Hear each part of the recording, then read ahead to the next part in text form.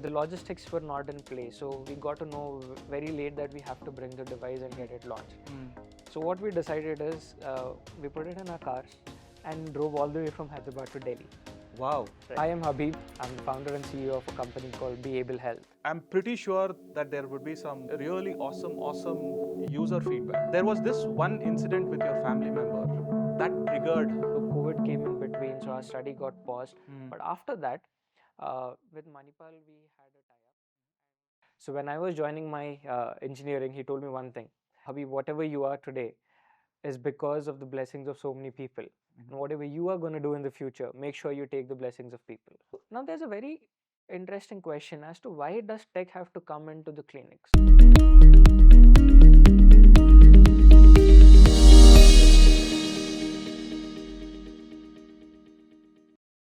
When we first met in Dubai, we realized that we are from the same city and we belong to the same startup ecosystem. That's when I met Habib and realized the good work that he is doing. Since then, we've been meeting at several events. We're part of the same cohort. Welcome to the show, Habib. Thank you, Suraj. So, Habib, would you want to give a brief introduction about yourself and the work that you do? Sure, Suraj. So I am Habib. I'm the founder and CEO of a company called Beable Health. At Beable Health, we are building solutions for physiotherapy and rehabilitation. So our first solution is called Armable. Armable is a game-based rehabilitation device. What it means is, so for people who have some kind of disability due to a stroke or a brain injury or a spinal cord injury, so one of their arms or both of the arms is either paralyzed or weak. For them to recover, they have to do a lot of exercises in terms of physiotherapy. To make those exercises easier and fun, we designed a device where those exercises can be done by just playing a game on our device. So we have handles on the device. You hold the handles, we have a monitor where there are games, and these games are something which you will relate to on your day-to-day life, and they are fun. And the patient just holds on to the handle and starts playing the game for that exercises and physiotherapy. And when they start playing these games every day for a certain duration of time, you will see a lot of recovery happening in their disability. And this is what makes them from disabled to abled. Right, straight into the topic. There was this one incident with your family member that triggered the concept that you are currently working on. Would you want to elaborate on that? So my father was in the Indian Air Force. He was a medical assistant over there. So he used to take care of a lot of patients, and even during war, he used to take care of patients. So when I was joining my engineering, he told me one thing: Habib, whatever you are today is because of the blessings of so many people. And whatever you are going to do in the future, make sure you take the blessings of people.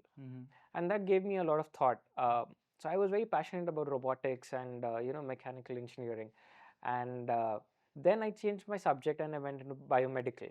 Oh, wow. The reason for going into biomedical was this: that I was directly making an impact on people's lives, and that is where I started my journey. I started to understand more about biomedical engineering, went deeper into rehabilitation, and then when I was at IIT Hyderabad, where I was doing my fellowship in healthcare entrepreneurship, I met my co-founder Sri Hari. And Sri Hari's immediate family member, his uncle, had a stroke. And then when he went to visit him, he found that getting him normal physiotherapy and rehab was such a huge challenge. And then while Hari was traveling back all the way from Kerala to Hyderabad by road, he stopped at a lot of villages on the way, met a lot of people, spoke to them, and understood that these realities which are there on the ground are very harsh. And physiotherapy and rehabilitation today is not accessible to everyone. Right. And that is where we began a journey.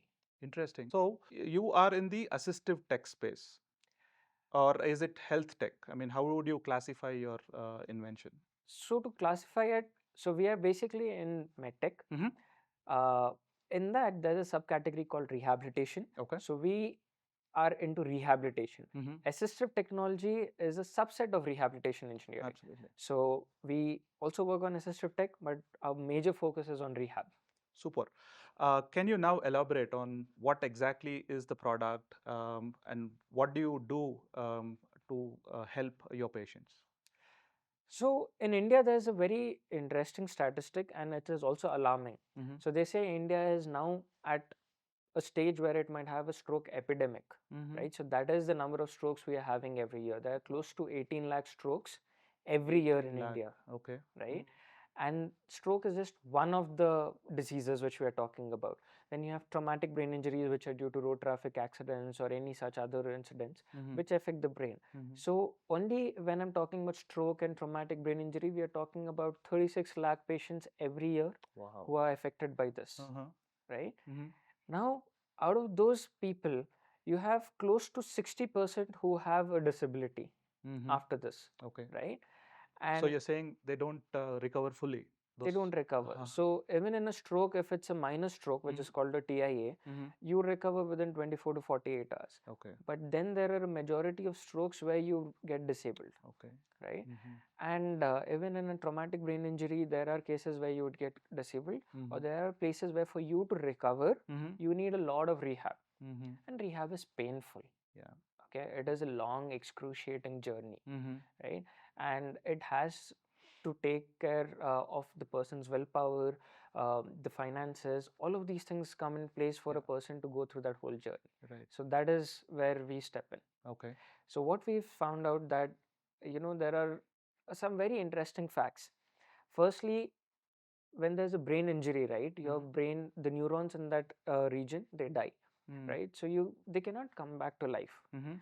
But then there is a beautiful ability in the brain. To put it in very simple words, it's called neuroplasticity, which means that even if that area is damaged, there could be some other neurons which could overtake this function if they are trained. Oh, wow. Right? Okay. But then the important part is if they are trained, Trained. right? So training is like it's training a newborn baby, right? So how do they learn to walk? How do they learn to speak? You have to go through that whole cycle all together again. So in current physiotherapy practice, what we saw is when they do therapy, they do, let's say for the upper limb, they do around 40 repetitions, 60 repetitions in a day, right? So that is the amount of time spent on therapy. But then the research says that you need around 400 to 600 repetitions. That means it has to be intensive. Okay. Lot of repetitions in a short amount of time. And just to make it that much more understandable, when you say repetitions, would you be able to demo a limb movement? Would it be as simple as this? Yeah, see, so if I'm looking at my elbow, right? So this is a flexion, extension. Okay. So that is one repetition. Got it. Okay. Right? Yeah, please. So now if I have to do flexion extension, so if you go to the gym and you do a bicep curl, you would do what? 12 repetitions, Correct. 3 sets, 4 sets max, Yeah. right? Yeah. So that's what, around 60 repetitions. But for your brain to learn this pattern from the scratch now, you need 400 such repetitions. That's what research says. That's what research says. Cool. And if you ask me, is it practical? It's not. Because of two reasons. First, the patient is not able to move himself. Second, they'll do it with the assistance of a physiotherapist. Okay. Even a physiotherapist, for them to make you do 400 repetitions, even they'll get tired. Oh, yeah. That's so difficult. that's excruciating on both the people. Correct. So that is what we found, that it's a very, exerting and very long and tiring process. Yeah. And that's where we thought, what can we do over here? So as an engineer, my thought would go, why not bring a robot which would do that for you? And that is the simplest solution. But the robots really don't do this. So even if the robot is giving you a movement which is a passive movement, your brain is not learning it. Okay. So for your brain to learn, you have to initiate the movement, you have to have those intentions of doing it. That is when you will learn those movements. So then we realized that, a robot might not be that effective. What is a better way to do it? And that's where we found a solution, which is where we said, we are going to gamify the process. Okay. So there is going to be a game and we want the patient to play a game. Wow. Right? But while playing the game, what we've done is, so generally in a stroke or a traumatic brain injury, it's a hemiplegia. So one side of the body is paralyzed, right? It's either weak or paralyzed, but the other side is active. Yeah. So we said we'll do something called as bilateral therapy. So we have a handle where we put both the arms, right? So the paralyzed arm is generally strapped because there's no grip, but the able arm is there. And now when you're playing the game, you're using both the arms together. Okay. Okay. So when you're using both the arms, you're doing the movements. The first thing is you're doing it on your own.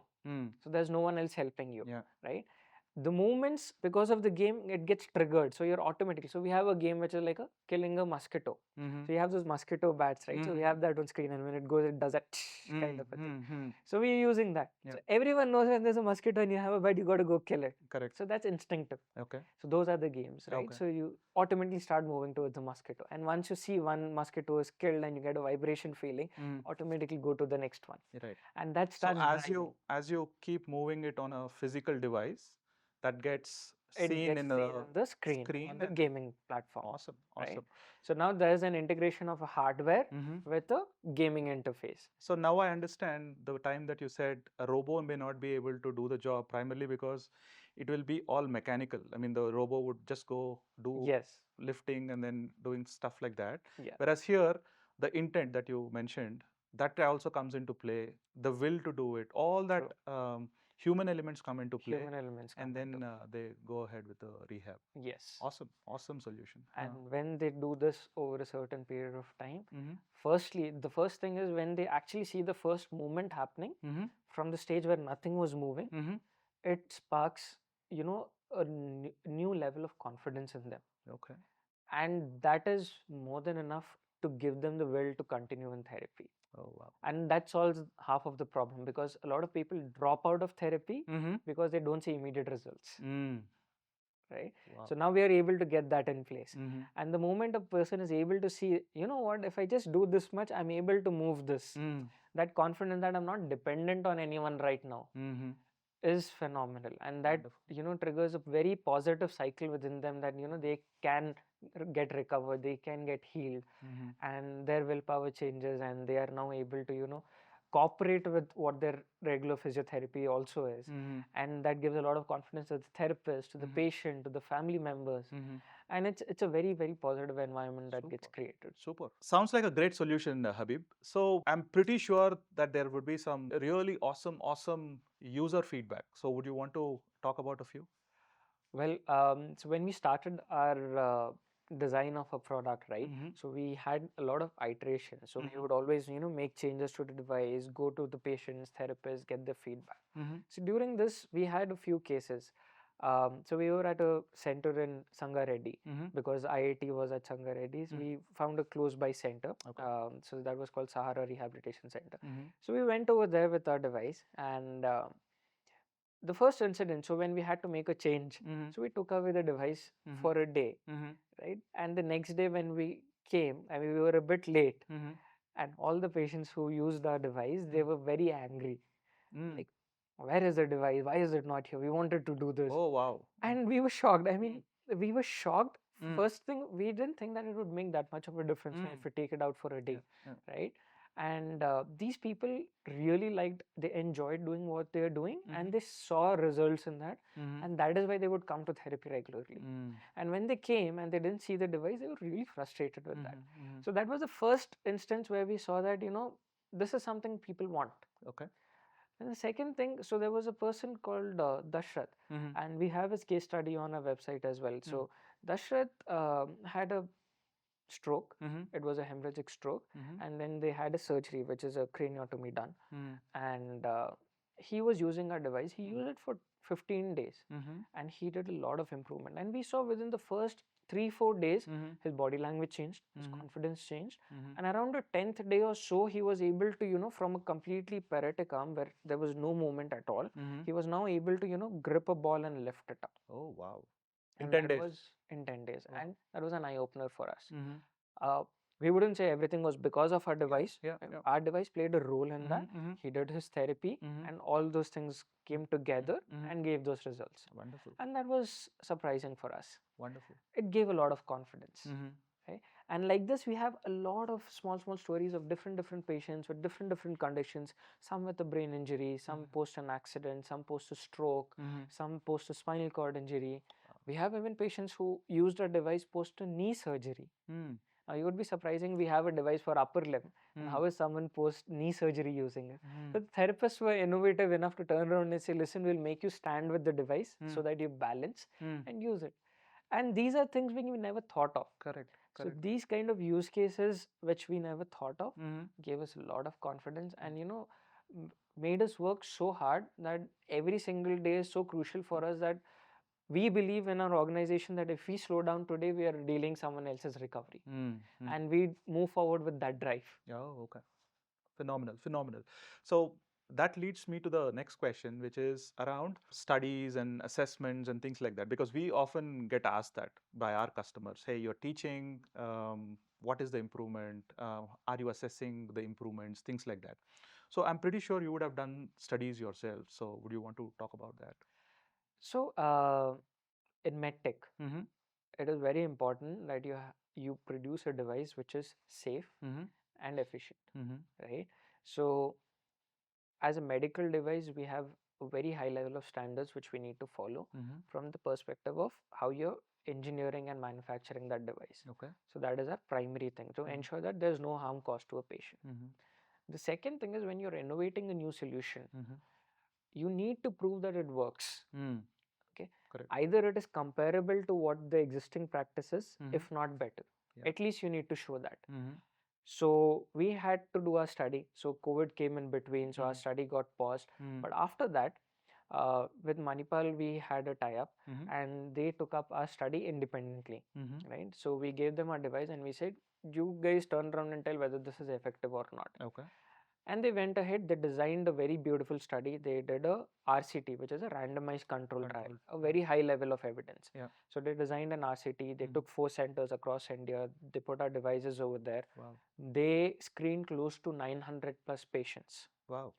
From that, they finally selected around 120 patients, 60 who would be using our device, and 60 who would not be using our device. Correct. So both these groups got normal physiotherapy, and then one group, which is the experimental group, they got to use our device, and then the control group, they got to do additional task-based therapy. So task-based therapy is like the gold standard in physiotherapy.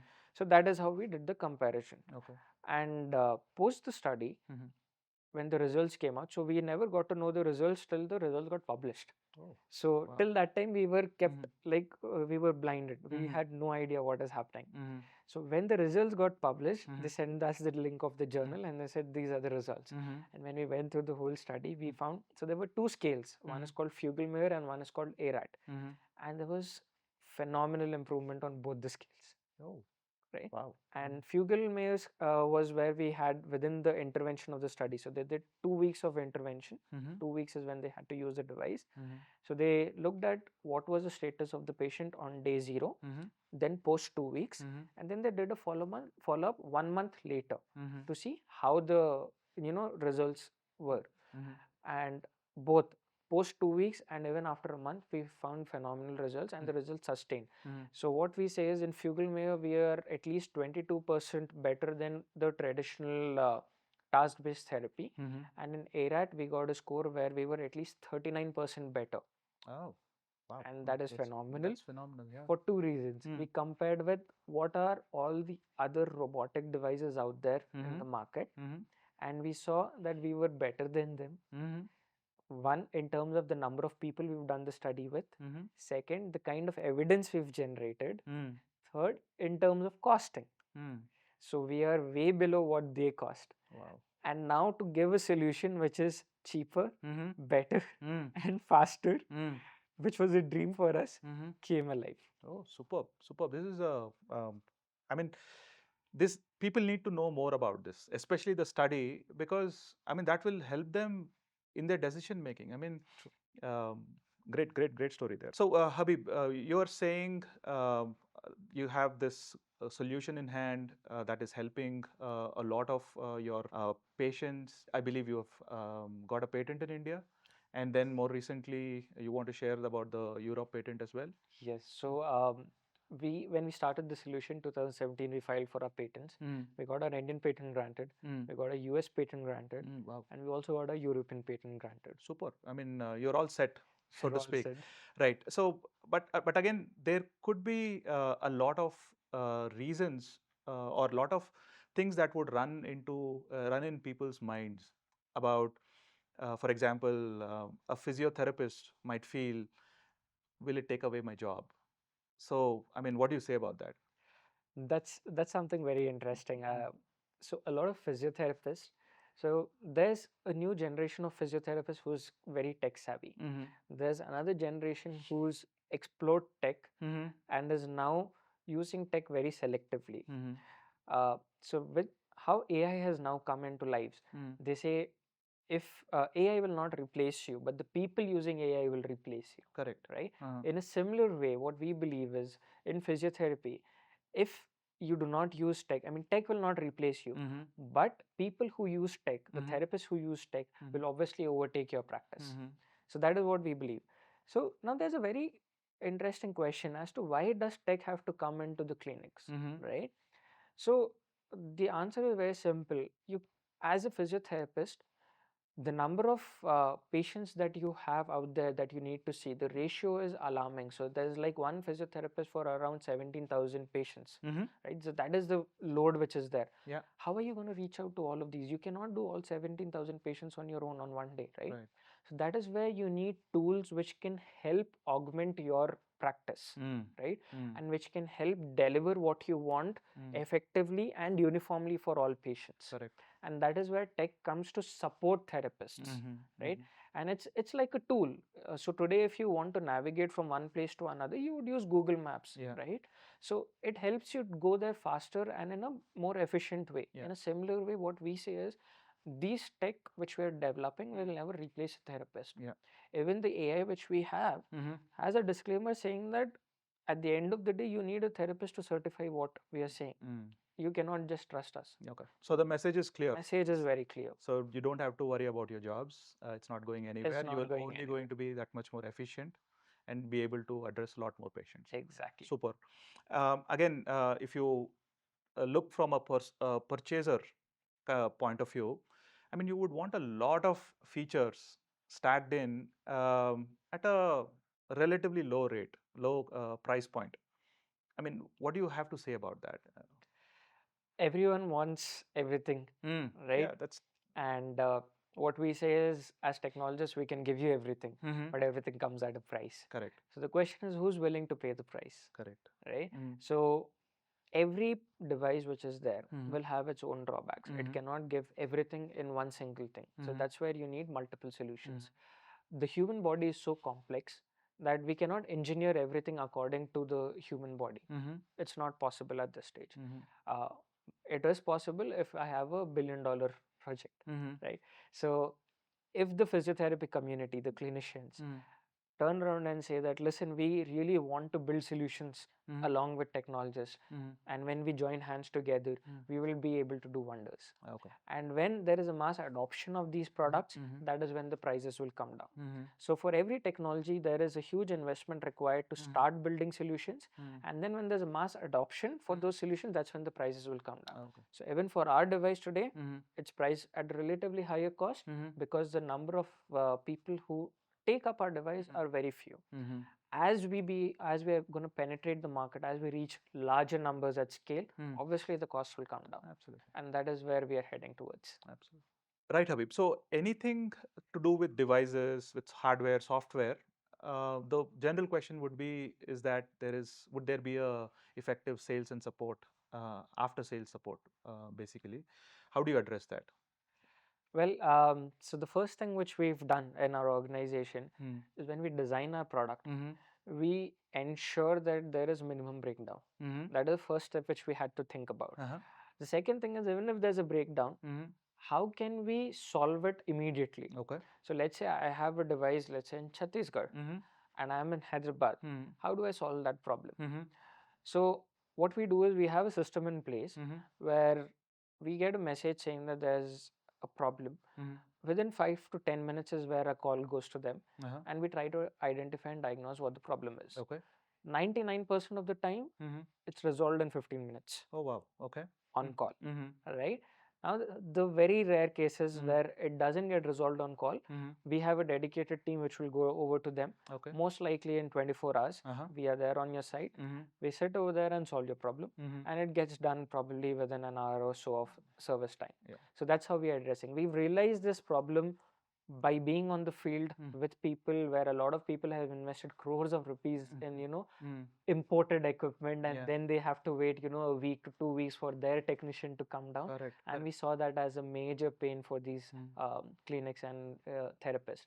And that is where we came up with this whole system where we can get your problem resolved either in 10-15 minutes or in 24 hours worst No, case I scenario. believe you. I take your word on that primarily because I heard from your co-founder when we met in at an event, and you too, when you said that you carry these hardware, this particular thing, the invention in a car, in a van, and then go around to demo or to even render the services. I mean, do you want to elaborate? I mean, Interestingly, what happened, our product was launched at a BIRAC event in 2019.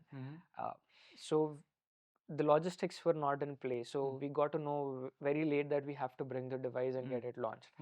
So what we decided is we put it in a car and drove all the way from Hyderabad to Delhi. wow, Right? all the way to Delhi. All the way to Delhi. Okay. So we did that. But what we did is, interestingly, we stopped at a lot of places, met a lot of people, and we were able to, demonstrate our device. And that is where this concept came up. So even today, what we do is when we go to a particular city, we pack a device in the car, carry it along, and show it to people. We give them a chance to experience it and use it. And that is how we, reach out to people and, make them experience the physical hardware altogether. So that is something which started with a logistical issue and now has become our go-to method of, getting the device I mean, experience. while we are on the topic, I just got reminded a lot of these cancer care foundations and there are other healthcare services that are put in a bus. And then you can actually reach very remote areas, tribal areas, and all that. So, are we saying that this device is portable and can be done that way too? Yes, so we have a smaller version which can do this. Oh, super. So that is where we've designed it in such a way so a larger version stays at your hospital, but then a smaller version goes home with you, or you can carry it wherever you want to. Awesome. So, Habib, we've talked about your solution, which is helping a lot of these people who really need it. We talked about how you are catering to the most common problems that customers or users face, and then you're trying to tackle them differently and efficiently. Now, for people trying to come into this space, I mean, this is a very tough space. I can get that kind of a feeling because you have to reach a lot of people. You should be able to convince them about the solution and things like that. What would you advise those coming in at this stage and then saying, hey, we also want to do something similar? The advice is very clear. Follow what the rules are. The rules are very simple. Okay. Make sure that you have a device which is made to international standards. It has a good quality. It is tested, clinically validated, and then move into the market. Okay. So as long as you're able to build a product which is really good, follows all these standards, and has a clinical benefit, you will not have an edge in the market. How? So make sure that it satisfies these basic conditions. Again, you very put it very simply, but again, it probably must have taken you a long time. I mean, can you tell us the numbers? So hardware itself is very tough. Hardware is looked at with a lot of skepticism because it requires a lot of work. So for us to build our device, we've probably done around 7 to 8 different versions, iterations of the whole hardware, and each hardware iteration takes close to 6 to 8 months. Wow. So we've spent our first 4 to 5 years just coming to the final product. Wow. Building it, testing it, validating it with our patients and therapists. And that is how each level of iteration has its own set of feedbacks which we get incorporated and then we take it out. And all that while you had to sustain on your own, the teams there, the costs don't stop and all that. Thankfully, we had a few government grants, good support from BIRAC, Social Alpha, Will Grow, all of these particular things, IIGP. These people helped us, make sure that we reach this level and we don't die out in between. I mean, that's good to know that there is this ecosystem that kind of helps entrepreneurs like you. Yeah. So finally, I mean, if we were to ask, what would be those 2 or 3 things that would want to go out as a message to people? as to how can they collaborate with you? I mean, who would you want to reach ideally? So yeah. My first message would be to people who've experienced this adversity of a stroke or a brain injury or a spinal cord injury, or to family members of these people, Okay. saying that please trust in the process of rehabilitation and physiotherapy. It really does wonders. And even it's never too late. Correct. It's never too late. You can always get your results. So that is the first message which I want to give out to these people, and saying that there is still hope for you to recover. Secondly is mostly to clinicians and physiotherapists, saying that there is good research which is done, and there is clinical practice, and there's a huge gap between both of them. And to achieve those results, the recovery outcomes which you're desiring for, please take help of technological solutions which are there to support you, and elevate your practice and give better recovery outcomes. Okay. Thirdly is for the whole ecosystem, that please do look into rehabilitation as an ecosystem which needs a lot of support from people, because rehabilitation is that one thing which can get a person who is on the verge of disability back to a near normal life. So it kind of breaks or makes a person and their family, right? So if you do not have the right rehabilitation process in place, the person could remain disabled for the rest of the life. Okay. So when you invest in this particular area, you prevent people from being disabled for the rest of the life. Okay. Which is something which helps the country as a whole. It reduces the disability adjusted life years of the country. It also impacts the economy of the country, right? So these are the places where it plays a huge role, and WHO is now looking at it. So they have a mission for 2030 in terms of rehabilitation. Okay. And the whole world is now moving towards, what can we do to rehabilitate? So this is something which really needs to be looked into. Awesome, awesome. I mean, great work, Habib. I Thank you. hope you succeed in reaching out to as many people who need this kind of a solution. More so into the rural, the tribal parts of the country, especially when the device is so portable. I mean, one version of it is portable. I hope you continue doing the work and then be successful in your mission. Thanks Thank you. for joining us on the show. Thank you. Thank you so much.